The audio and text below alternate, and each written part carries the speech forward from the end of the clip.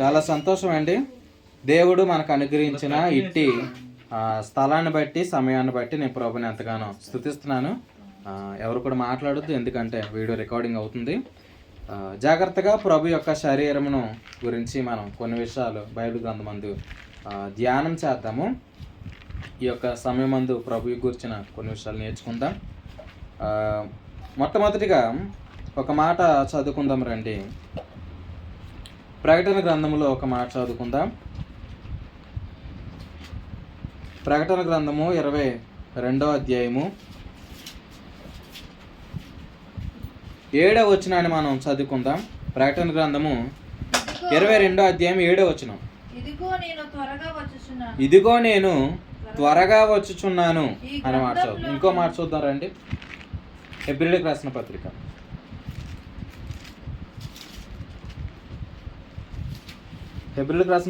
10వ అధ్యాయము 37వ వచనం. ఇక కాలము బహు కొంచెముగా ఉన్నది, వచ్చువాడు ఆలస్యం చేయకవచ్చును. చూడండి, చదవబడిన 2 మాటల్లో ఉన్న మాట ఏంటి? ఆయన వస్తున్నాడు. ఎక్కడి నుంచి వస్తున్నాడు? ఆయన పరలోకం నుంచి ఆయన వస్తున్నాడు. ఎక్కడికి వస్తాడు అని అంటే దశలోని పత్రికలో చెప్పబడింది, ఆయన మధ్య ఆకాశానికి వస్తాడు. సో ఎప్పుడైతే యేసుక్రీస్తు వచ్చారో, వచ్చినప్పుడు ఏం జరుగుతుందనంటే భూమి మీద ప్రభుని విశ్వసించిన మనము ఏమవుతాం? మనం అందరం కూడా ఎత్తబడతాం. మనం ఏ శరీరంతో ఎత్తబడతాం అని అంటే చూడండి, కొన్ని రెఫరెన్స్లు మనం చూసిన తర్వాత మనం ముందుకి ప్రవేశిద్దాము. దశలోనిలకు రాసిన పత్రికలోనికి అందరం వెళ్దాం రండి. కొరింథీయులకు రాసిన పత్రిక, కొరింథీయులకు రాసిన 2వ పత్రిక 5వ అధ్యాయము, కొరింథీయులకు రాసిన 2వ పత్రిక 5వ అధ్యాయము ఒకసారి 3వ వచనం నుంచి చదువుకుందాం. 3. ఈ గుడారంలో మనము భారము మోసుకుని మూలుగుచున్నాము. ఇది తీసివేయవలనని కాదు గాని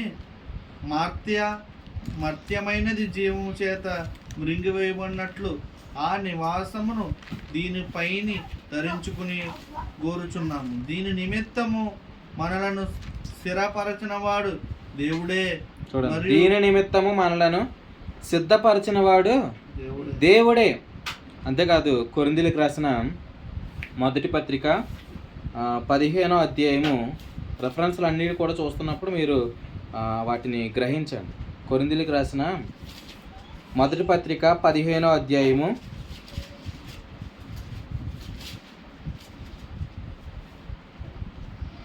38వ వచనము చదువుకుందాం.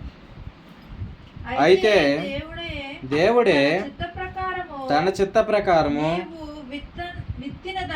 నీవు విత్తిన దానికి శరీరము ఇచ్చును, మరియు ప్రతి విత్తనమునకును దాని శరీరము ఇచ్చుచున్నాడు. మాంసం అంతయు ఒక విధమైనది కాదు. 42లో మృతుల పునరుద్ధానము అలాగే. చూడండి, శరీరం క్షయమైనదిగా విత్తబడి అక్షయముగా లేపబడి. ఇప్పుడు యేసుక్రీస్తు వచ్చినప్పుడు మనము ఈ శరీరంలో ఉన్నాం. ఈ శరీరం ఏం చేయబడుతుంది? క్షయమైనది అక్షయమైనదిగా లేపబడుతుంది. ఇందాక కొరింథీయులకు రాసిన పత్రిక 2వ పత్రిక 5:4 ఏం చూస్తాం? దీని నిమిత్తం మనల్ని సిద్ధపరిచిన వాడు దేవుడు. ప్రభు వచ్చినప్పుడు మనం మహిమ శరీరాన్ని ధరించుకుంటాం. అది ఎక్కడ మనం పొందుకోవాలనుకుంటున్నాం అంటే ఈ శరీరం అందు పొందుకోవాలనుకుంటున్నాం. చూడండి, మీరు ఆలోచన చేయండి. ఈ శరీరం అందు దేవుడు మత్య శరీరానికి మనల్ని ఆల్రెడీ ఏం చేశాడంట?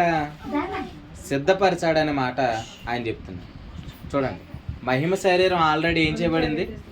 సిద్ధపరచబడింది.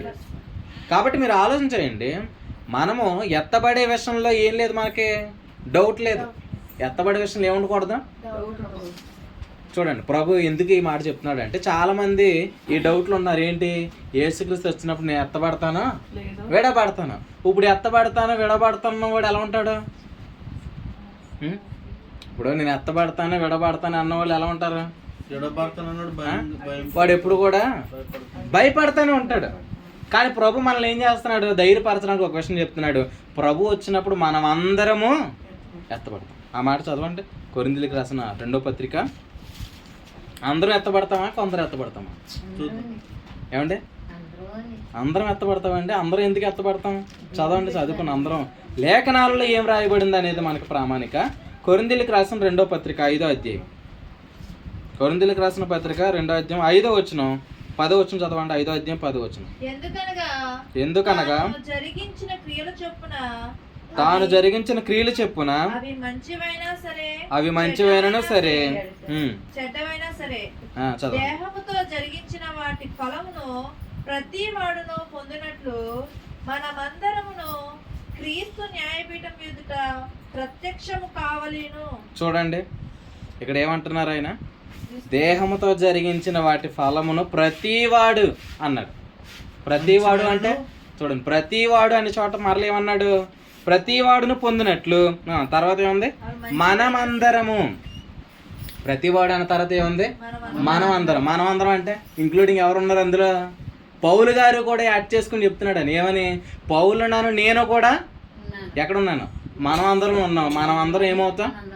మనం అందరం కూడా ప్రభు వచ్చినప్పుడు క్రీస్తు న్యాయపీఠం ఎదుట ప్రత్యక్షం అవుతాం. చూడండి, ప్రభు మధ్యాకాశానికి వచ్చినప్పుడు మనం అందరం కూడా మేఘముల మీద ప్రభుని ఎదుర్కోబోతున్నాం. ఇది మన యొక్క నిరీక్షణ. వచ్చేవాడు ఆలస్యం చేయక, అంటే ప్రభు ఇప్పుడు త్వరగానే రాబోతున్నాడు. ఎవరి కోసం? మన కోసం. కాబట్టి మహిమ శరీరం విషయంలో ఈరోజు అభ్యంతర పడే వాళ్ళు ఉన్నారు. కానీ ప్రభు ఇచ్చిన ధైర్యం ఏంటంటే మహిమ శరీరం ఆల్రెడీ మనకేమైంది? సిద్ధపరచబడింది. ప్రభు వచ్చినప్పుడు మన శరీరం ఏమవుతుంది? మారిపోద్ది అన్నమాట. ఎట్లా మారుతుంది? క్షయమైనది అక్షయముగా. చూడండి, మహిమ శరీరానికి జలుబు వస్తుందా? మహిమ శరీరానికి రోగాలు ఉంటాయా? అంటే రోగం లేని ఒక అనుభవంలోకి ఏం వెళ్ళిపోతుంది? మన శరీరాన్ని తీసుకెళ్ళబోతున్నాడు ఆయన. చూడండి, అంటే మత్యమైనది జీవం చేత ఏం చేయబడుతుంది? మృంగివేయబడుతుంది. చూడండి, రేపు పొద్దున ఇప్పుడు మీరు ఫ్లైట్లో ఎంతమంది వెళ్ళారు? ఇక్కడ ఎవరు వెళ్ళలేదు కదా, నేను కూడా వెళ్ళలేదు. కానీ రేపు పొద్దున మనం దేని మీద వెళ్ళబోతున్నాం? మేఘముల మీద వెళ్ళబోతున్నాం. మేఘం మీద ఎవరైనా వెళ్ళారా?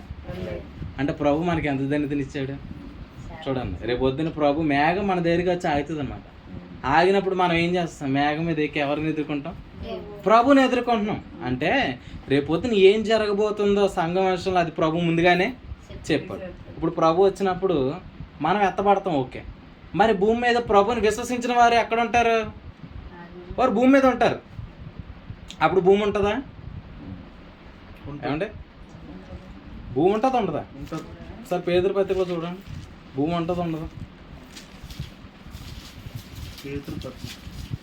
పేతురు మొదటి పత్రిక,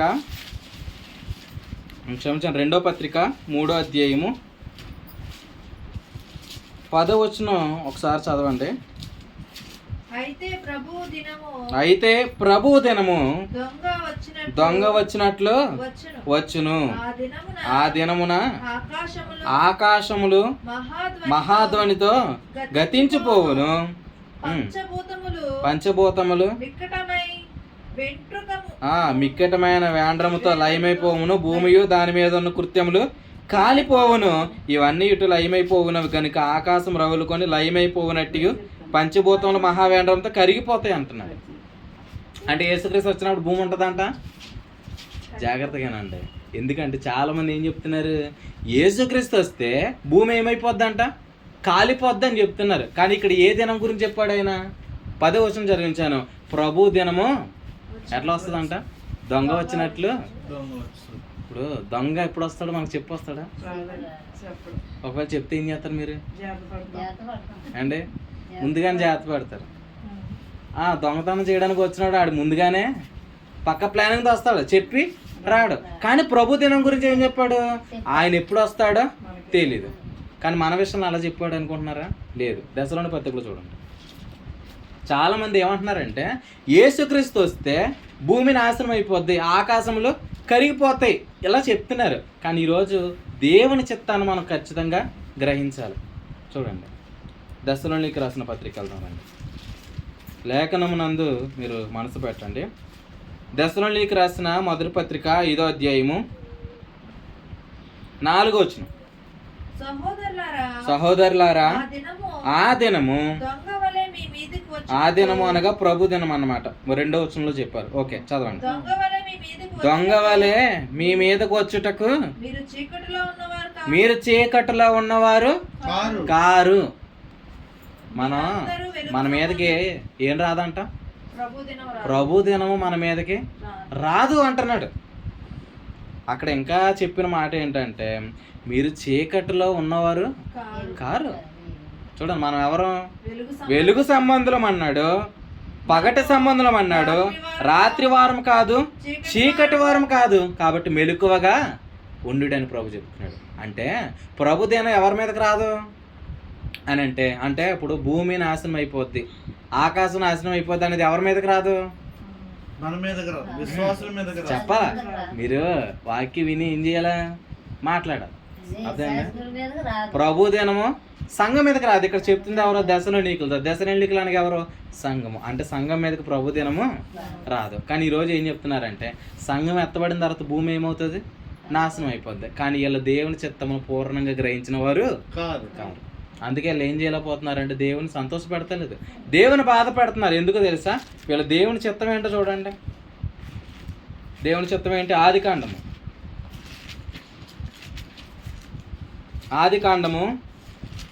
12వ అధ్యాయము. ఆదికాండం 12వ అధ్యాయము 3వ వచనం. ఆదికాండం 12వ అధ్యాయం 3వ వచనం. నిన్ను ఆశీర్వదించు వారిని ఆశీర్వదించదను, నిన్ను దూషించు వారిని శపించదను. భూమి యొక్క సమస్త వంశములు నీ యందు ఆశీర్వదింపబడునని అబ్రాముతో అనగా. చూడండి, 3వ వచనంలో ఏముంది? భూమి యొక్క, నాతో పాటు చెప్పండి, భూమి యొక్క సమస్త వంశములు నీ యందు ఆశీర్వదింపబడతాయి. అబ్రాహాముతో దేవుడు ఎలా అన్నాడు? ఇదిగో భూమి యొక్క సమస్త వంశములు నీ యందు ఆశీర్వదింపబడతాయి. ఇప్పుడు 7 చదవండి. యెహోవా అబ్రహామును ప్రత్యక్షమై నీ సంతానమునకు ఈ దేశం ఇచ్చేదనని చెప్పగా అతడు తనకు ప్రత్యక్షమైన యెహోవాకు ఒక బలిపీఠము కట్టెను. ఇక్కడ ఏముంది? 7వ వచనంలో ఏముంది? నీ సంతానమునకు ఈ దేశం ఇచ్చేదనని చెప్పాడు. 3:7 2 మాటలు చెప్పాను కదా, గుర్తుపెట్టుకోండి. 3:7 3లో ఏముంది? ఎవరు ఉన్నారు అక్కడ? సమస్త వంశములు. కానీ ఇక్కడ 7వ వచనంలో ఏముంది? సంతానము. అంటే సమస్త వంశములు అనగా ఎవరు? అన్యజనులు. 7వ వచనంలో ఉన్నది ఎవరు? యూదులు. చూడండి, అంటే ఒక అధ్యాయంలో ఎవరున్నారు? 2 ఉన్నారు. అంటే అబ్రహాముకు దేవుడు చేసిన ఆ వాగ్దానపు జీవంలో 2 ఉన్నారు. ఒకరు అన్యజనులు, ఇంకొకటి యూదులు. చూడండి, అన్యజనులు చెప్పండి, నాతో పాటు చెప్పండి. అన్యజనులు, యూదులు. అంటే ప్రభుకి ఎలా చెప్తున్నాను చూడండి. తండ్రికి 2 కుమారులు ఉన్నారు, పెద్దోడు చిన్నోడు. అట్లా దేవుని దృష్టిలో ఎంతమంది ఉన్నారు? 2 ఉన్నారు. ఎవరు? అన్యజనులు, యూదులు. ఇప్పుడు అన్యజనుల ముందా, యూదుల ముందా? అన్యజనుల ముందు. 3వ వచనంలో ఉన్నది ఎవరు? అన్యజనులు ఉన్నారు. ఇప్పుడు యూదులు ఎప్పుడు? 7లో ఉన్నారని అంటే వాళ్ళు అన్యజనుల తర్వాత ఉన్నారు. ఇప్పుడు వీళ్ళు ఏం చెప్తున్నారు? మనం అందరం ఎవరు? ఇక్కడ ఎవరైనా యూదులు ఉన్నారా? మన యూదులు కాదు. ఇప్పుడు మీరు ఆలోచన చేయండి, మన యూదులం కాదు. ఇప్పుడు ప్రభు వచ్చినప్పుడు సంఘమైన మనం ఏమవుతాం? ఎత్తబడతాం. ఎత్తబడిన తర్వాత మరలా ఎవరు రావాలి? సంఘం ఎత్తబడిన తర్వాత మరలా ఎవరు రావాలి? అన్యజనులు, యూదులు కూడా రావాలి. ఇప్పుడు చిన్నోడు వచ్చేసాడు, పెద్దోడు ఎక్కడ ఉన్నాడు? ఇప్పుడు ఆ బయట ఉన్నాడు. చిన్నోడు దూరదేశాలకు వెళ్ళిపోయాడండి. వెళ్ళిపోయిన తర్వాత చిన్నోడు ఇంట్లోకి వచ్చాడు లేదా? ఇంట్లోకి వచ్చాడు. ఇంట్లో ఏముంది? వధింపబడిన పశువు ఉంది. ఆ ఆనందాన్ని చిన్నోడు అనిపించినట్టు లోపలికి వెళ్ళాడు. ఇప్పుడు ఎవరు బయటికి వెళ్ళారు? పెద్దోడు బయటికి వెళ్ళాడు. ఇప్పుడు పెద్దోడు కూడా ఏం చేయాలా? రావాలి. పెద్దోడు బయటికి వెళ్ళాలని ఖచ్చితంగా మళ్ళీ తండ్రి బయటికి వచ్చాడు. అట్లాగా ఇశ్రాయేలీయుల గురించి దేవుడు అలా చెప్తున్నాడు ఏంటంటే, మొదట అన్ని జనులు, తర్వాత యూదులు. ఇది దేవుని యొక్క సంకల్పం. చూడండి, దేవుడు ఎలా అంటున్నాడు ఏంటంటే, అన్ని జనులు రావడం కూడా దేవుని చిత్తమే, యూదులు కూడా రావడం దేవుని చిత్తమే. ఇప్పుడు సంఘం ఎత్తబడిన తర్వాత ఇప్పుడు యూదులు కూడా రావాలి కదా. మరి సంఘం ఎత్తబడితే యూదులు ఎక్కడ ఉంటారు? భూమి మీదే ఉండాలి. ఇప్పుడు ఆ రోజు భూమి నాశనం అయిపోతే దేవుని చిత్తం ఏమవుద్ది? నిరార్థం అవుతుంది. వీళ్ళ దేవుని చిత్తాన్ని ఎరగక ఏం చేస్తున్నారు అని అంటే, ప్రభు వచ్చినప్పుడు భూమి ఏమైపోద్ది? కాలిపోద్ది. నిజంగా దేవుని చిత్తం వీళ్ళకి అర్థమైతే యూదులు కూడా రావాలి కదా అనేది వీళ్ళు ఎరిగి ఏం చేస్తారు? లేదు లేదు, అక్కడ చెబుతుంది ఎవరికి? యూదులకు చెప్తున్నాడు. ప్రభు దినం ఎవరి మీదకి రాదు? మన మీదకి రాదు. అంటే దేవుడు అలా అంటున్నాడు ఏంటంటే, మనం లేఖనాల్లో చూద్దామండి. అందరూ కూడా రోమపత్రిక వెళ్తారండి. అంటే వీళ్ళు యేసుక్రీస్తు వచ్చినప్పుడు సంఘం మాత్రం ఎత్తబడుతుంది అని చెప్తున్నారు, కానీ వీళ్ళ దేవుని చిత్తాన్ని గ్రహించకపోవడం వలన జరుగుతున్నది. చూడండి, రోమిలికి రాసిన పత్రిక 11వ అధ్యాయం 11వ అధ్యాయం మొదటి వచనం. అలాగైన ఎడల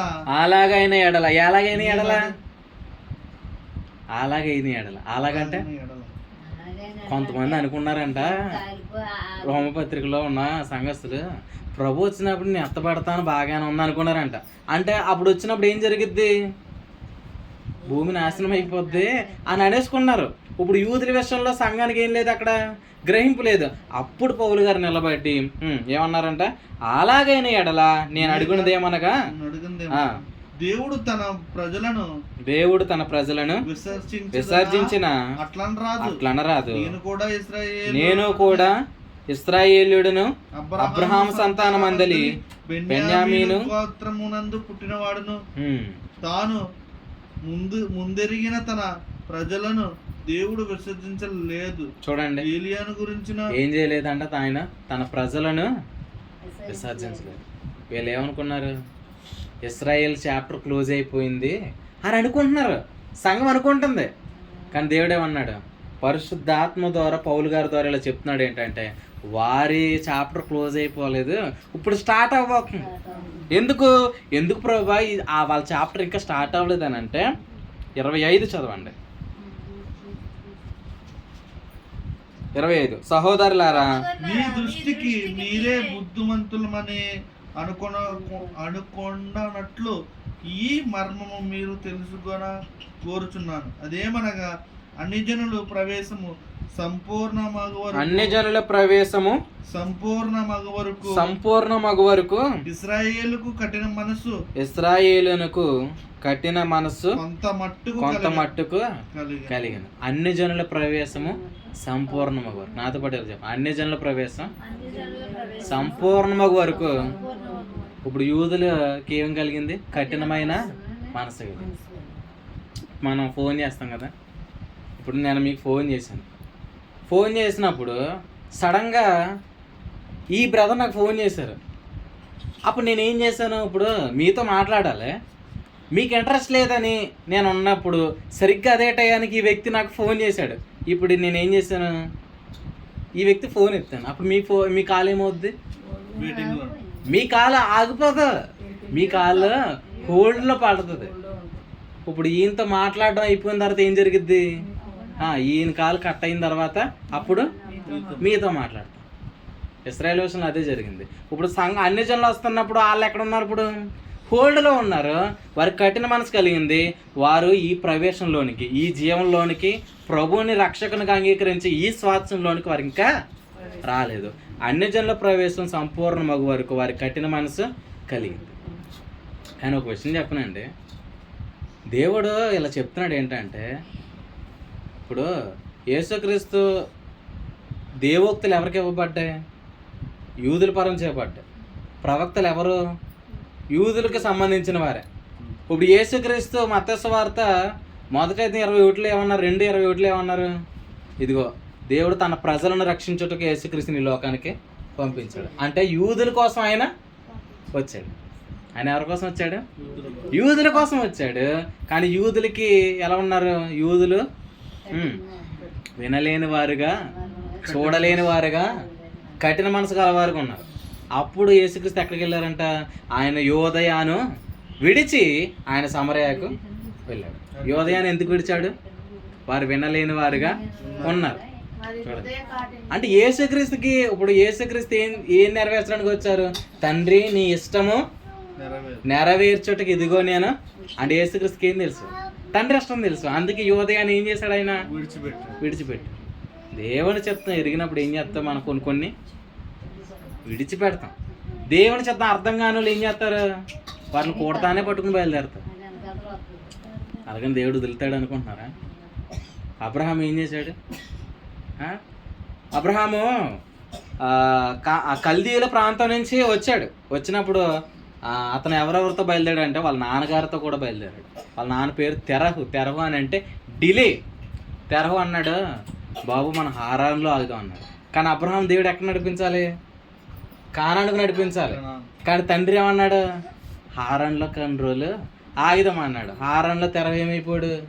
చనిపోయాడు. అంటే మనం ఆగినప్పుడు ఏం జరిగిద్ది? ఖచ్చితంగా దేవుడు నడిపించడానికి కొన్ని వాటిని ఏం చేస్తాడు? తీసేస్తాడు. ఇప్పుడు దేవుని చిత్తం ఎరిగిన యేసుక్రీస్తు ఏం చేస్తారని అంటే ఆయన యోదయాను విడిచి ఆయన చిత్తము ఎరిగిన వాడిగా యేసుక్రీస్తు కనబడుతున్నాడు. కాబట్టి దేవుని చిత్తమును మనం ఎప్పుడు కూడా ఏం చేయాలా? పూర్ణముగా గ్రహించాలి. తొందరపాటు పడకూడదండి. నాకు ప్రత్యక్షత కలిగింది, ప్రభు ఇక్కడికి వెళ్ళమనడానికి కాదు, అసలు దేవుడు లేఖనంలో ఏమి చెప్తున్నాడు? దేవా నీవేం మాట్లాడుతున్నావు? ఇప్పుడు దేవుడు నినివేకి వెళ్ళమంటే యోన ఎక్కడికి వెళ్ళాడు? తర్షీసుకు బయలుదేరిపోయాడు. తర్షీసుకి వెళ్ళి వాడు ఎక్కేశాడు, డబ్బులు ఎక్కేసి ఎక్కడికి పడుకున్నాడు? ఇప్పుడు అడికి వెళ్ళిపోయి ప్రశాంతంగా పడుకుంటే ఏమొచ్చింది? తుఫాను వచ్చింది. ఇప్పుడు దేవుని చిత్తాన్ని పూర్ణంగా గ్రహించకపోతే ఏం జరిగిద్ది? మనకే కాదు, మన చుట్టూ ఉన్న వారికి కూడా ఇది ప్రమాదం. యేసుక్రీస్తు దేవుని చిత్తాన్ని ఎరిగి ప్రవర్తించాడు. ఎలా వచ్చాడు అన్నట్టు ఆయన సమరయకు వచ్చాడు. సమరయలో ఆయన ఎన్ని దినాలు ఉన్నాడంటే 2 దినాలు. ప్రభు దృష్టిలో ఒక దినం ఎన్ని సంవత్సరాలు? 1000 సంవత్సరాలు. 2 దినాలు అంటే ఎన్ని సంవత్సరాలు? 2000 సంవత్సరాలు. సమరయలో అంటే 2000 సంవత్సరాలు. ఇప్పటికి యేసుక్రీస్తు వచ్చి ఎన్ని సంవత్సరాలు అయింది? 2000 సంవత్సరాలు అయింది. అంటే ప్రభు ఇప్పుడు మనకి ఎలా ఉన్నాడు? సమీపంగా ఉన్నాడు. ఈ 2 దినంలో అయిన తర్వాత ఆయన మరలా ఎక్కడికి వెళ్ళబోతున్నాడు? విడిచి వచ్చిన యోదయాకి వెళ్ళబోతున్నాడు. చూడండి దేవుడు ఎంత ప్రేమాదగిన వాడు అంటే ఆయన వదలడు. యూదుడు కావాలి, అన్యజనులు కావాలి, కానీ యూదులు హోల్లో పెట్టి అన్యజనులు దర్శించడానికి వచ్చాడు. ఈరోజు ప్రభు మనల్ని దర్శించడానికి గల కారణం ఏంటంటే నిజంగా మనం రావడం దేవుని చిత్తమే అండి. చూడండి పాపం నుంచి విడిపింపబడటానికి ఈరోజు మనిషి ఎంత బలహీనంగా ఉన్నాడు తెలుసా? ఈరోజు మనిషి తన సామర్థ్యాన్ని బట్టి నీతిమంతుడిగా తీర్చబడే అవకాశం లేదు. చూడండి అబద్ధం ఆడకుండా ఉండాలని అందరికీ తెలుసా? అందరికీ తెలుసు. మరి అబద్ధం ఆడకుండా ఎందుకు ఉండలేకపోతున్నారు? చూడండి పాపం అని తెలిసినా మనం దాన్ని చేయకుండా ఎందుకు ఉండలేకపోతున్నాం? ఒకటి మనం ఎక్కడున్నాం? శరీరంలో ఉన్నాం. పాపం ఎక్కడుంది? శరీరంలో ఉంది. ఈ శరీరాన్ని బట్టి మనం ఏమనుకుంటున్నాం అంటే నేను పరిశుద్ధంగా బ్రతకాలనుకుంటున్నాం. కానీ ఈ శరీరంను బట్టి ఏ వ్యక్తి దేవుని ఎదుట నీతిమంతుడని తీర్చబడ్డాడు. చూడండి హృదయంలో తప్పిపోతున్న వాళ్ళు ఉన్నారు, నాలుగులో తప్పిపోతున్న వాళ్ళు ఉన్నారు. అయితే అన్ని జనుల విషయంలో దేవుడు సంకల్పించిన విషయం ఏంటంటే నీతిమంతుడు విశ్వాస మూలముగా జీవించిన దాన్ని స్థిరపరచడానికి విశ్వాస మూలమైన నీతిని మన దగ్గరికి తెచ్చాడు. కాబట్టి మీరు ఆలోచన చేయండి, ప్రభు ఏం చెప్తున్నాడు అని అంటే యేసుక్రీస్తు యోదయాన్ని విడిచి సమరయకు వచ్చాడు. సమరయలో ఆయన 2 దినాలు ఉన్నాడు. ఇప్పుడు యూదులకి కూడా ఏముంది? రక్షణ ఉంది. చూడండి యూదులకి కూడా రక్షణ ఉంది. ఇద్దరిని కూడా దేవుడు సమానంగానే చూడాలి. కానీ వీళ్ళు ఏం చెప్తున్నారు అని అంటే కొంతమంది ఇలా చెప్తున్నారు, యేసుక్రీస్తు వచ్చినప్పుడు భూమి ఉండదండి, యేసుక్రీస్తు వచ్చినప్పుడు ఆకాశము ఉండదు, అది కూడా ఏమైపోతుంది మిక్కటమైన వేండంతో లయమైపోద్ది. అంటే వీళ్ళ పెద్దోడిని ఏం చేసేసారు? పెద్దోడి సంగతి మనకి ఎందుకండి, మనం అయితే. కానీ దేవుడు దాన్ని నెరవేర్చక మానడు. దేవుడు ఎలా చెప్తున్నాడు? అన్యజనుల ప్రవేశం సంపూర్ణమైన తర్వాత ఎవరు రాబోతున్నారంటే యూదులు కూడా దీనిలోనికి రాబోతున్నారు. ప్రభుకు స్తోత్రం కలుగును గాక. ఇప్పుడు వారు వద్దన్నారు కాబట్టి ప్రభు ఎక్కడికి వచ్చాడు? మన దగ్గరికి వచ్చాడు. ఇప్పుడు వాళ్ళు కావాలంటే మన పరిస్థితి ఏంటి? ఇప్పుడు వాళ్ళు వద్దన్నారండి, ఇప్పుడు నేను అలా అంటాను, వారి తొట్టుపాటే మనకి ఇంత గొప్ప ఐశ్వర్యం తెచ్చిపెడితే వారు మనతో సంపూర్ణమైతే ఎంత గొప్ప ఐశ్వర్యం అది. చిన్నవాడు రావడం తండ్రికి పెద్దోడు కలుసుకుంటే ఇప్పుడు చిన్నోడు వచ్చినప్పుడే దేవుడు ఏం చేశాడు, ప్రశస్త వస్త్రాలు, ఇప్పుడు చెప్పులు తొడిగించాడు, ప్రశస్త వస్త్రాలు. ఇలా చెప్తున్నాను ఏంటంటే వధించాడు. అంతా హడావిడిగా ఉంది అక్కడ. చూడండి, అక్కడ విందు ఉంది, అక్కడ సంతోషం ఉంది.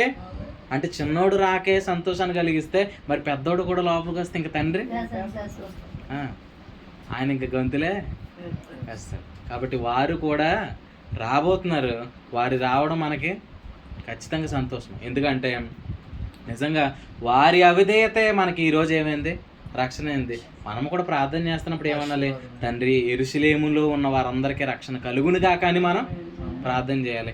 ఇది ఆత్మ యొక్క ప్రేరేపణ. ఎందుకంటే మీరు చదవండి రోమిలికి రాసిన పత్రిక 10వ అధ్యాయం మొదటి వచనం. రోమిలికి రాసిన పత్రిక, ఇశ్రాయేలీయులు రక్షణ పొందవలనని నా హృదయాభిలాషియు వారి విషయమై నేను దేవునికి చేయు ప్రార్థన అపోస్తలుడైన పౌలు గారు ఏం చేస్తున్నారంట, ప్రార్థన. ఎవరి గురించి? ఇశ్రాయేలీయుల గురించి ప్రార్థన చేస్తున్నారంట. కాబట్టి మీరు ఆలోచన చేయండి, వారి క్షేమం ఎవరి క్షేమం? మన క్షేమం కూడా. చూడండి, దేవుడు ఇద్దరిని ఏం చేశాడంటే సమానంగా చేశాడు. చూడండి, దేవుడు వ్యత్యాసం చూపలేదు.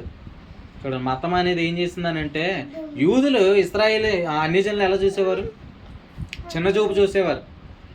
కానీ దేవుడు ఏం చేశాడనంటే ఇద్దరిని ఏకముగా చేశాడు. యూదుడని గ్రీకు దేశస్థుడని భేదము లేదు.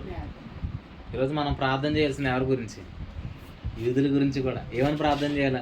ప్రభువా వారికి కూడా రక్షణ కలుగును గాక. అన్ని జనుల ప్రవేశం ఎప్పుడైతే సంపూర్తి చేయబడిందో ఈ భూమి మీద ఏం రాబోతుంది? ప్రభు యొక్క 7 ఏండ్ల శ్రమలు రాబోతున్నాయి. చూడండి, అది మహా ఉగ్రత దినము. ఆ దినమున వచ్చే శ్రమలు భూమి మీద ఎన్నడూ కలగలేదన్నాడు. కానీ ప్రభుకు స్తోత్రం, ఆ శ్రమలలో ఎవరు లేరు? మనం లేము. ప్రభు చూడండి, ఆ శ్రమలలో మనం లేము. చూడండి, ఇప్పుడు శ్రమల కాలం నుండి తప్పించబడ్డావు అన్న దాని గురించి మనం సంతోషిస్తాం.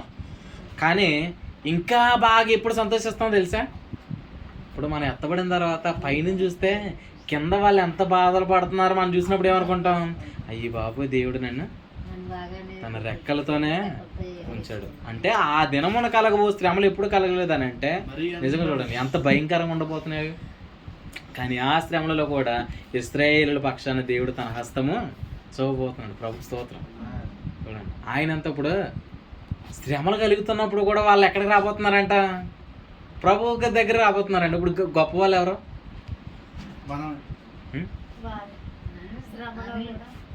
నేను ఎలా అంటాను, దేవుడే గొప్పవాడు.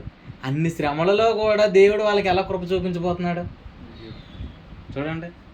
అంత గొప్ప శ్రమలలో కూడా ఇప్పుడు మనం రావడానికి దేవుడు ఏమన్నాడు? కృపను అన్నాడు. కానీ వారి ఎడల అపరిమితమైన కృపా మహదేశ్వర్యం అన్నాడు. అంటే దేవుడు వాళ్ళకి ఎంత ఇవ్వబోతున్నాడు చూడండి.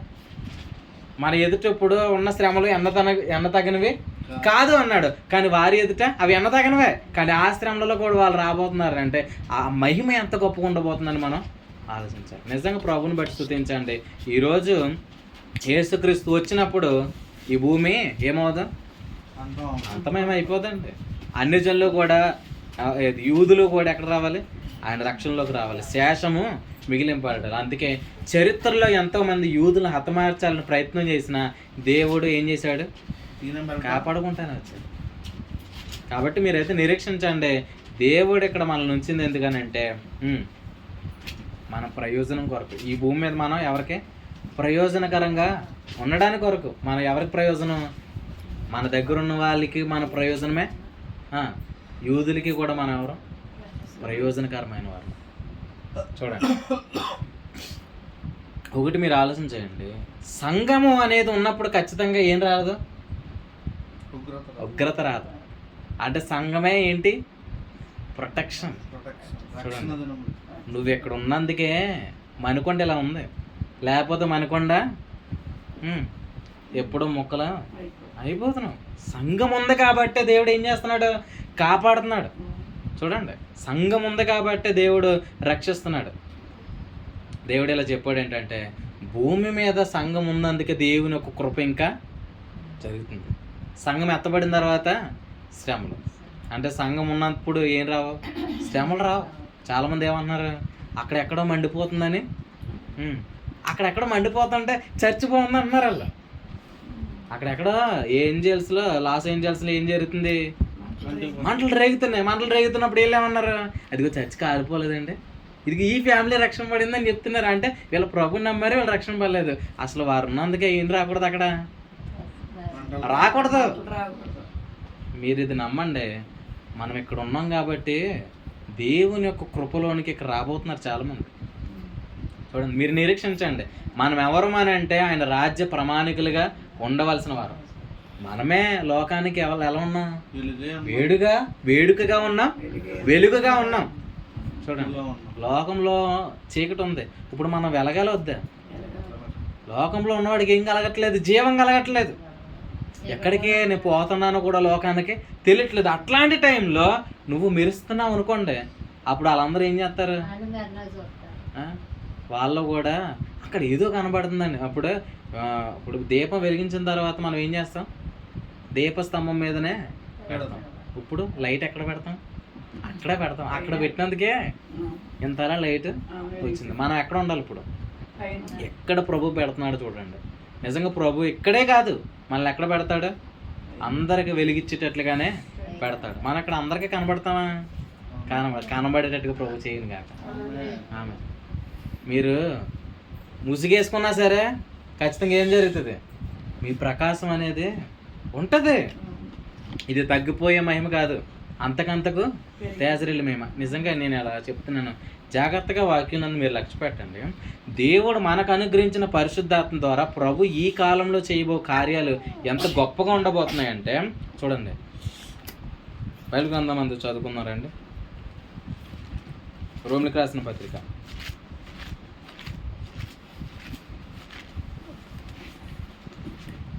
రోమిలికి రాసిన పత్రిక 8వ అధ్యాయము 9వ వచనం చూడండి. దేవుని ఆత్మ మీలో నివసించి ఉన్న ఎడల మీరు ఆత్మ స్వభావం గలవారే గాని శరీర స్వభావం గలవారు కారు. కింద పుట్టినోట్లో ఏముందండి? పుట్టినోట్లో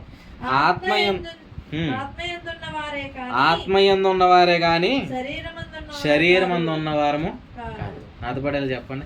ఆత్మయందు ఉన్నవారమే గాని శరీరమందు ఉన్నవారము కాము. ఎందుకే ఇలా జీవిస్తున్నామనంటే శరీరంలో ఉన్నాం కదండి. కానీ దేవుడు అంటున్నాడు, ఏమంటున్నాడు? మీరు ఆత్మయందు ఉన్నవారే కానీ శరీరమందు ఉన్నవారు దేవుని ఆత్మ మీలో నివసించిన ఎడల మీరు ఎట్లా ఉంటారు? శక్తి కలిగి జీవిస్తారు. ఇది నమ్మండి. దేవుడు తన శక్తిని మీకు అనుగ్రహించిన గాక. మనం ఈ శరీరాన్ని పెట్టి మన జీవితాన్ని ఎలా ఎక్స్పెక్ట్ చేస్తున్నాం? చిన్నగా ఎక్స్పెక్ట్ చేస్తాం కదా. ఇప్పుడు మన ఈ శరీరాన్ని బట్టి చిన్నగా ఎక్స్పెక్ట్ చేస్తాం, కానీ దేవుడు తన ఆత్మ ద్వారా ఇలా బయలుపరుస్తున్నాడు. ఏమని? అలా కూర్చోమ్మా. దేవుడు తన ఆత్మ ద్వారా ఇలా బయలుపరుస్తున్నాడు. ఏమిటంటే ఆత్మ మీలో ఉన్నాడు కాబట్టి ఖచ్చితంగా మీరు శరీరం మంది ఉన్నవారు కాదు. అంటే శరీరాన్ని బట్టి ఏం చేయకూడదు? ఇప్పుడు ఏం చేయకూడదు? ఆలోచన కూడా చేయకూడదు. ఇలా చెప్తాను. ఆత్మ మీలో ఉన్నాడు కదా. ఇప్పుడు పరిశుద్ధాత్మ ద్వారా ఏమన్నాడు ఆయన? పరిశుద్ధాత్మ మీ మీదకి వచ్చినప్పుడు మీరు శక్తి పొందేదారు అన్నాడు. పరిశుద్ధాత్మ మీలోనికి వచ్చినప్పుడు మీరు ఏం పొందుతారు? శక్తి. ఆ శక్తిని ఏమన్నాడు? అపోస్తలుల 2వ అధ్యాయం 2లో ఇలా చెప్పాడు. అది వాక్శక్తి అన్నాడు. అదే శక్తి వాక్శక్తి. ఖచ్చితంగా అటు వాక్శక్తి మనకి ఇచ్చింది కాక. అంటే మన నాలుగుతో మాట్లాడడానికి కొన్నిసార్లు సిగ్గుపడతాం, కానీ ప్రభువులు అంటున్నాడు పరిశుద్ధాత్మ ద్వారా నడిపింపబడేవాడు ఎక్కువగా మాట్లాడతాడు. ఏం మాట్లాడతాడు అని అంటే ఇదిగోండి ఇలా చెప్తున్నాడు. ఏంటంటే ఏదైతే దేవుడు మనకి ఇస్తున్నాడు ఆ సంగతులు, వాటిని మన నోటి ద్వారా ఆయన ఏం చేస్తాడు? ఒప్పింపజేస్తాడు. నేను దేవుని కుమారుని పరిశుద్ధాత్మ దేవుడు మనల్ని ఏం చేస్తాడు? ఒప్పింపజేస్తాడు. నీతి విషయంలో ఆయన మనల్ని ఏం చేస్తాడు? ఒప్పింపజేస్తాడు. స్వాస్థ్యం ఉన్న దాని విషయంలో ఆయన మనల్ని ఏం చేస్తాడు? ఒప్పింపజేస్తాడు. అంటే ఒప్పింపజేసేవాడు ఎక్కడ ఉన్నాడు? లోపల ఉన్నవాడు. బయట ఉన్నవాడి కంటే లోపల ఉన్నవాడు గొప్పవాడు. బయట ఉన్నవాడు ఏమంటాడు? ఇది నిజమా అంటాడు. ఏది నిజం? నువ్వు పరలోకానికి పోతావా? నువ్వు చూసావా, చేసావా అని అడుగుతాడు. ఎక్కడ ఉన్నాడు? ఆడు బయట ఉన్నాడు. కానీ లోపల ఉన్న ఆయన బయట ఉన్నవానికంటే గొప్పవాడు. అంటే లోపల ఉన్న ఆత్మ మనకేమిస్తున్నాడు? నోటికి సంగతులు. చూడండి, మనకి సంగతులు ఇస్తున్నాడు కదా. ఈ సంగతులు మనం పలుకుతున్నప్పుడు ఏం చేయగలుగుతాం అంటే తెలుసా? జీవింపజేయగలుగుతాం. బైబిల్లో మంచి మాట ఉంది ఏంటంటే, జీవ మరణములు నాలుక వశం. మన నాలుకేముంది? పవర్ ఉంది. చూడండి, నాలుక ఎంత పవర్ ఉందో తెలుసా? మన అవయవాళ్ళు చిన్న అవయవం ఏంటి?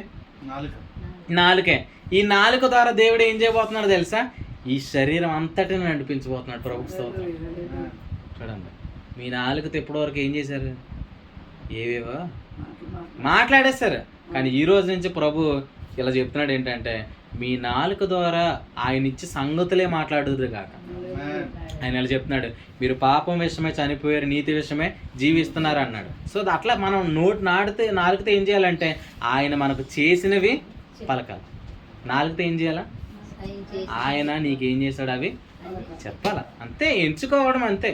ప్రభు నువ్వేం చేసావు? నన్ను నీతిమంతునిగా తీర్చావు, నీ ఆత్మచేత ముద్రించావు, నాకు శ్వాసం ఉన్నదని చెప్పు. నా పక్షాన ఇదిగో పరలోకమందున్న యేసుక్రీస్తు నీకు కనబడుతున్నాడు ప్రభా. ఇట్లా ఎంచుకోవడం ద్వారా ఏం జరుగుతుందనంటే, ఇలా చెప్తాను చివరిగా ఈ మాట చూడండి, మనం చదువుకుందాం. ఏమో అర్థమవుతున్నాయి కదా? అర్థమైతే ప్రభు స్తోత్రం. చూడండి, ఫిలిప్పీలకు రాసిన పత్రిక అంటే అర్థం కావట్లేదా? అర్థమవుతాయి. ఎందుకు? ఖచ్చితంగా దేవుని సంగతులు అండి. ఆయన బయలుపరచడానికి జ్ఞానమును ప్రత్యక్షతను ఆయన ఇస్తాడు. ఫిలిప్పీలకు రాసిన పత్రిక 3వ అధ్యాయము 10వ నుంచి, ఏ విధము చేతనైనను వృత్తులలో నుండి నాకు పునరుద్ధానము కలుగవలనని ఆయన మరణ విషయంలో సమాన అనుభవం గలవాడనై ఆయన పునరుద్ధాన బలమును ఎరుగు నిమిత్తం. చూడండి, ఏ బలం అది? పునరుద్ధాన బలము. ప్రభుకు స్తోత్రం. చూడండి, చెప్పండి, ఎలా చెప్పండి? పునరుద్ధాన బలం అనండి. పునరుద్ధాన బలము. ఆ బలమును దేవుడు మన యందు ఏం చేయబోతున్నాడు? వినియోగపరచబోతున్నాడు. చూడండి, మనం ఇప్పుడు దేనితో నిర్వహించబడుతున్నాం అని అంటే పునరుద్ధానపు శక్తి. చూడండి, యేసుక్రీస్తు సమాధిలో ఉన్నప్పుడు దేవుడు ఏం చేశాడు? తన మహిమ చేత క్రీస్తుని మృతుల్లోంచి లేపాడు. తన ప్రభావం చేత క్రీస్తుని మృతుల్లోంచి లేపాడు. ఎఫెసీ పత్రికలో ఏందో తెలుసా? చదవండి. ఎఫెసీలు రాసిన పత్రిక 1వ అధ్యాయము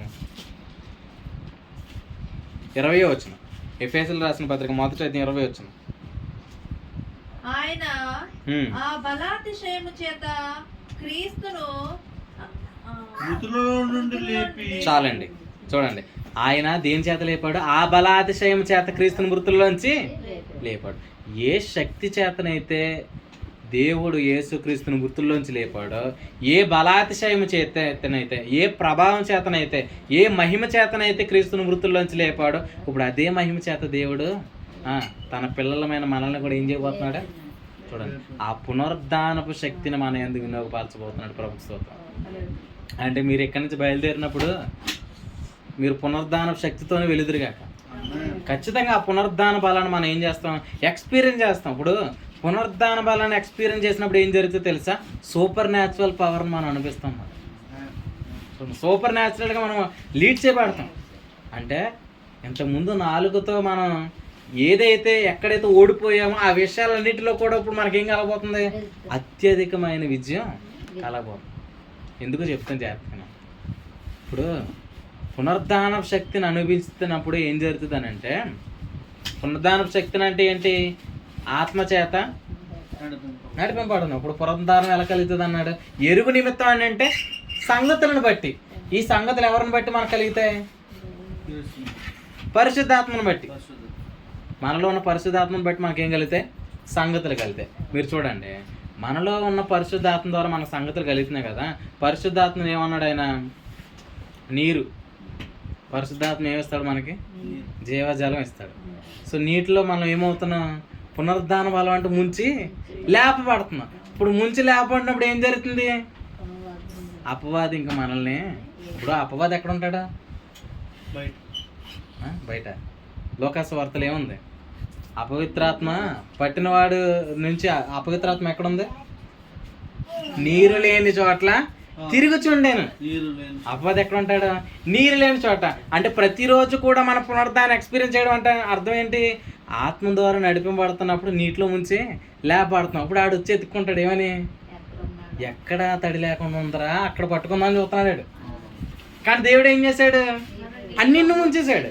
మన చెవులు ముంచేశాడు, నాలుక ముంచేశాడు, చేతులు ముంచేశాడు. ఎక్కడ ఈ మొత్తం అంతటిని కూడా ఏం చేశాడు అంటే ముంచిలేపాడు. ఇప్పుడు అపవాదికి ఏం లేదు అవకాశము. అంటే నేను ఇలా అంటే దాన్నే మీరు ఆత్మ యందు ఉన్నవారు అని అర్థమైందా? ఆత్మ ద్వారా నిర్వహించబడుతున్నప్పుడు ఇక్కడ ఇప్పుడు అపవాదికి బలం ఏంటి? అపవాదికి బలం ఏంటి? మన శరీరమే కదా. ఇప్పుడు వాడు పాపం చేయించాలి. ఎందుకంటే ఇంత తీవ్రంగా అనుకుంటున్నాడు పాపం చేయించాలని? పాపం చేయిస్తే విశ్వాసులు ఏం కోల్పోతారు?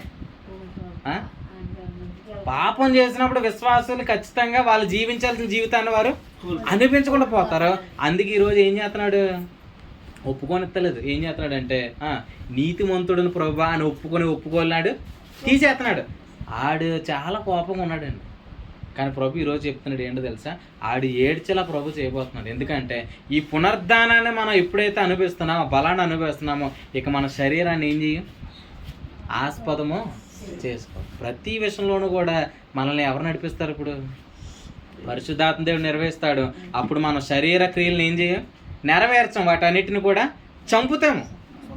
చూడండి, శరీర క్రియలు అన్నీ ఏమైపోతున్నాయి? ఇప్పుడు లయం అయిపోతున్నాయి. ఇప్పటి నుంచి, రేపు నుంచే, ఈ రోజు నుంచే, ఇప్పటి నుంచే ఏమవుతుంది? ఆ పునరుద్ధాన శక్తి మన ఎందుకు వినియోగపరచబడబోతుంది. ప్రభు స్తోత్రం. అది మీరు అందరూ అనుభవించదురు కాక. ఖచ్చితంగా మీరు నిర్లక్ష్యం చేయకండి. ఏంటంటే ఆత్మ యొక్క సంగతుల ద్వారానే ఆ బలాన్ని మనం ఏం చేయగలుగుతాం? దాన్నే మట్టి ఘట్టములో ఐశ్వర్యం అన్నాడు. చూడండి, అసూయ పడితే ఆనందంగా ఎవరు ఉంటారండి? కానీ నువ్వు అసూయం జయించగలుగుతున్నావు అంటే నీకంటే ఆనందంగా ఉన్నవాడు ఎవడుంటాడు? అంటే మనం లోకాన్ని చూసి ఏమనుకుంటున్నాం? వాళ్ళు నాకంటే చాలా గొప్పగా ఉన్నారనుకుంటున్నావు. కానీ నువ్వెవరో తెలుసా? విశ్వాసమందు నువ్వు భాగ్యవంతుడివి. నువ్వు శ్రీమంతుని కుమారుడు. భాగ్యవంతులు ఎవరు? మనం. శ్రీమంతుని కుమారులు ఎవరు? మనము. మనం ధనవంతులుగా చేయడానికి ఆయన ఏమయ్యాడు? దరిద్రయ్యాడు. నువ్వెంత ధనవంతుడు నువ్వు ఎలాగే తెలుసుకుంటావు అంటే ఆత్మ ద్వారా ప్రభు నువ్వేంటో నీకు చెప్తాడు. మనమేంటో మనం అర్థమైనప్పుడు మనం ఎలా ఉంటాం? ధైర్యంగా ఉంటాం. కాబట్టి నిరీక్షించండి. పునరుద్ధాన బలాన్ని మనం ఎప్పుడైతే ఎక్స్పీరియన్స్ చేస్తున్నామో అవుట్ ఆఫ్ ది ఫ్లెష్లోకి వెళ్తున్నాం. అంటే ఇప్పుడు ఎవరైనా ఫోన్ చేశారనుకోండి, అప్పుడు ఇప్పుడు ఎవరైనా మనల్ని డిస్టర్బ్ చేసేవాళ్ళు అపోజ్ వచ్చి ఫోన్ చేశాడు. ఫోన్ చేసినప్పుడు ఏం జరుగుద్ది? ఈ వ్యక్తి అవుట్ ఆఫ్ ది కవరేజ్ ఏరియాలో ఉన్నాడు. అంటే ఎక్కడ ఉన్నాడు? ఈ వ్యక్తి ఆత్మ ద్వారా నిర్వహించబడుతున్నాడు. ఇక మనతో ఈ వ్యక్తిని మనం ఏమి చేయలేమని ఆడు ఏం చేస్తాడు? ఖచ్చితంగా ఆడు వెళ్ళిపోతాడు. ప్రయత్నాలు అన్నీ చేశాడు. చేసిన తర్వాత మనకు విరోధంగా రూపింపబడిన ఆయుధాలన్నీ తెచ్చేసుకుని ఏదోలాగా పడకూడదాం రా. నాలుగు విషయంలోనైనా పడకూడదాం, ఆలోచన విషయంలోనైనా పడకూడదాం, కళ్ళ విషయంలోనైనా పడకూడదాం అని అంటే ఇప్పుడు మన శరీరం ముంచి లేకపోయింది కాబట్టి ఆడికి ఏం దొరకలేదు? చోటు దొరకలేదు. అందుకే ఆడు ఇప్పుడు ఓడిపోతున్నాడు. ఖచ్చితంగా ఆడు ఓడిపోను కాక జాలి పడకండి. ఆడియందు చూడండి, ఆడియందు జాలి పడితే ఆడు మనల్ని ఏం చేస్తాడు? మనల్ని ముంచేస్తాడు. మనం దీంట్లో ముంచబడకపోతే ఆడు మనల్ని ఇంకో దాంట్లో ముంచేస్తాడు. ముంచేసిన తర్వాత మనం ఎక్కడ తేలుతామో కూడా తెలియదు. కాబట్టి అట్లా మనం ఉండకూడదు. ఆత్మ ద్వారా నిర్వహించబడినప్పుడు పునరుద్ధానపు శక్తిని అనుభవిస్తాం. అదేంటంటే సూపర్ న్యాచురల్ పవర్ అన్నమాట. నేను చివరికి ఒక మాట చెప్పి ముగించాను. విషయం చూడండి, సమూయేలు మొదటి గ్రంథము 7వ అధ్యాయం. సమూయేలు మొదటి గ్రంథము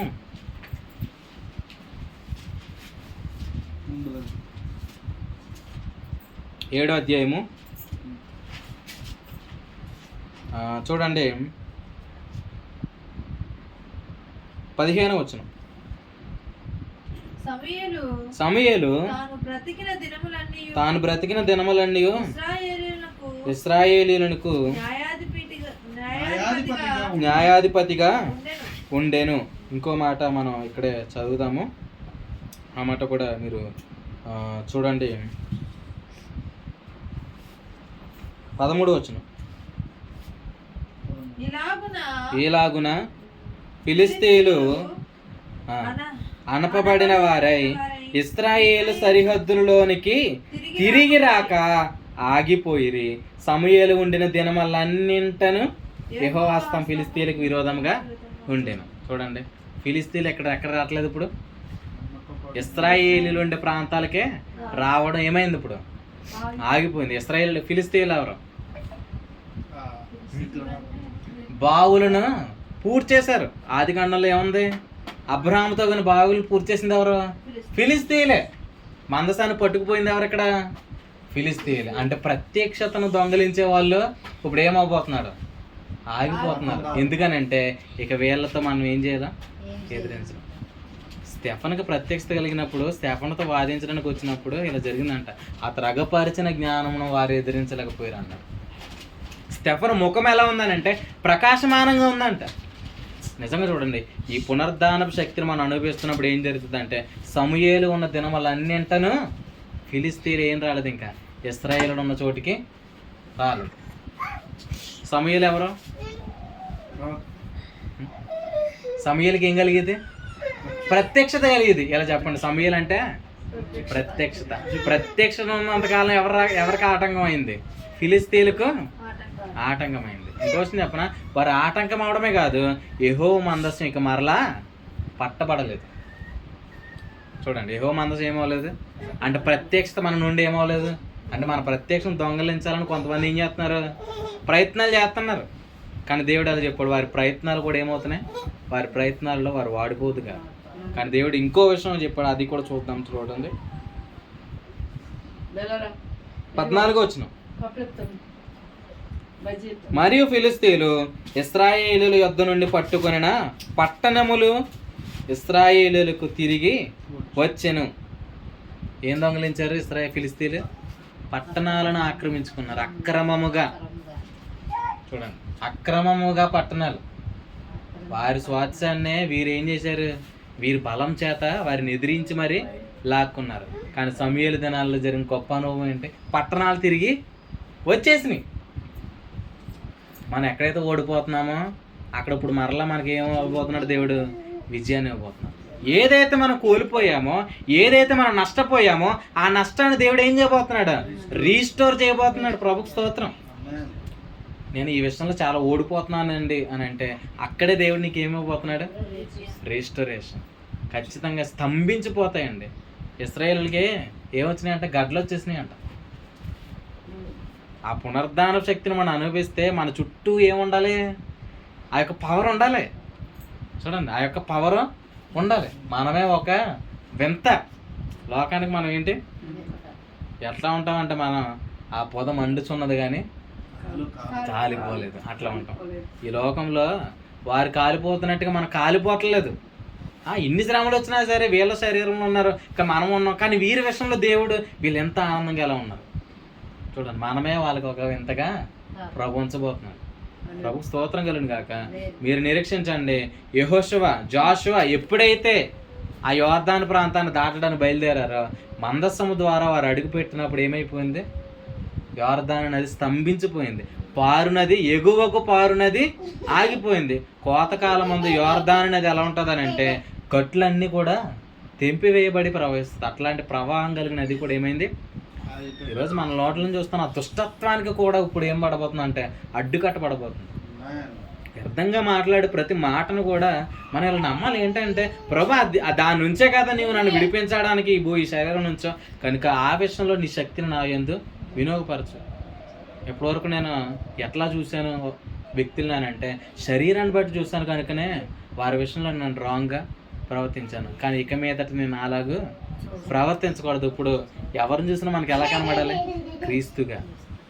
శరీరంను బట్టి మనం ఎవరిని కూడా ఇప్పుడు ఏం చేయకూడదు? చూడకూడదు. అట్లా చూసామంటే ఏం జరుగుతుంది? అపవాదికి దొరికేసింది స్థలం. ఇంకా ఆడేం చేస్తాడు? సాతాను తన ఇష్టం చెప్పున చెరపట్టుతాడు. ఆడిష్టం చెప్పున మనల్ని ఎప్పుడు లాక్కుంటాడు? వాడికి అవకాశం ఇచ్చేస్తే మనం ఇలా ఎలాగదాం ఎందుకంటే ఈమె కూడా యేసుక్రీస్తు. ఎందుకంటే పునరుద్ధానం శక్తి చేత ఎరిగినప్పుడు మన పోలిక ఎలా మారుతుంది? ప్రభు పోలికగా మార్చబడుతుంది. ప్రభు పోలిక వచ్చేస్తే మనం ఎవరం? యేసుక్రీస్తులమే. ఏమండి అర్థమైందా? మీరెవరు ఇప్పుడు? యేసుక్రీస్తు. ఇక్కడ ఎంతమంది యేసుక్రీస్తులు ఉన్నారు? ఎంతమంది ఉన్నారు? ఒకలే ఉన్నారా? నేను కూడా చెయ్యత్తలే, నేను కూడా యేసుక్రీస్తుని. ఎందుకు? ఆయన తన పునరుద్ధానం శక్తి చేత ఏం చేయబోతున్నాడు? ఆయన మనల్ని నిర్వహించబోతున్నప్పుడు ఖచ్చితంగా మనము కూడా ప్రభుని పోలిన వారుగా బైబిల్లో చెప్పాడు. ఏంటో తెలుసా? క్రీస్తులో అన్నాడు. కాబట్టి ప్రభుకు స్తోత్రం కలుగును గాక. క్రీస్తు అపవాదిని ఏం చేశాడు? ఓడించాడు. మనము కూడా ఓడించుదాం గాక, పట్టణాలు తిరిగి పొందుదాము గాక, ఖచ్చితంగా స్వాస్థ్యమును మనం సంపాదించుకుందాము గాక. ఏ విషయంలో ఓడిపోయామో ఆ విషయాలు ఇప్పుడు మనకి ఏముంది? విజయం కాదు, అత్యధికమైన విజయం. కాబట్టి ఇశ్రాయేలీలో కూడా రాబోతున్నారు.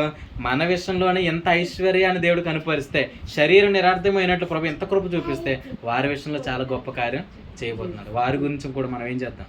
ప్రార్థన చేద్దాం. ప్రభు వచ్చినప్పుడు ఈ భూమి ఉంటుంది, మనం అయితే ప్రభుని ఎదుర్కొంటాం. ప్రభుతో మనం ఎక్కడికి వెళ్తాం? విశ్రాంతిలోనికి వెళ్తాం. కాబట్టి మన విషయంలో ఒకటే ఉండాలి, ప్రభు వస్తాడు, నేను ఎత్తబడతాను.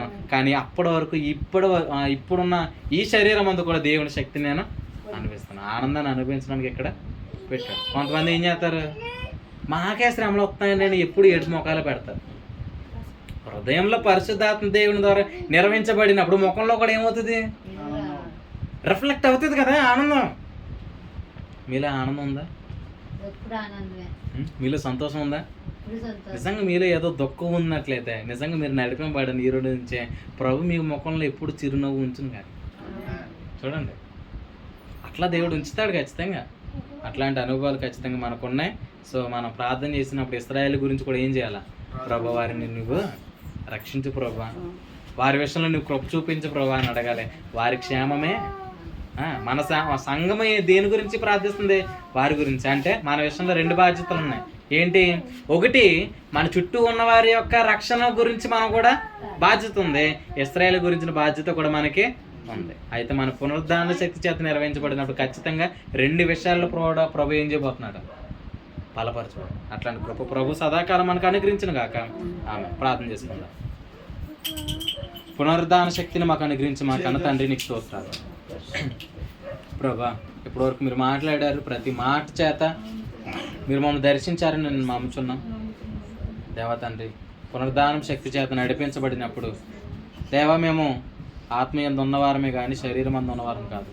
చాలామంది శరీరమును బట్టి ప్రవర్తిస్తూ ఎందుకు ఇట్లా ఉన్నామంటే శరీరంలో ఉన్నాను కాబట్టి అంటున్నారు. కానీ ఇప్పుడు మమ్మల్ని పునరుద్ధాన శక్తి చేత ఆత్మను బట్టి నడిపిస్తున్నారు. అపవాదికి అవకాశం లేకుండా వాడి ఆయుధాలు దేవతండ్రి ఉపయోగపడకుండానట్లు దేవతండ్రి అత్యధికమైన విజయాన్ని ఇచ్చి మీరు మమ్మల్ని ఇప్పటి కాలంలో ఈ శరీరం అందు నడిపించుకోబోతున్నాను నీకు స్తోత్రాలు. మేము నిరీక్షిస్తున్న గొప్ప కార్యాలు మాకున్నాయి దేవతండ్రి.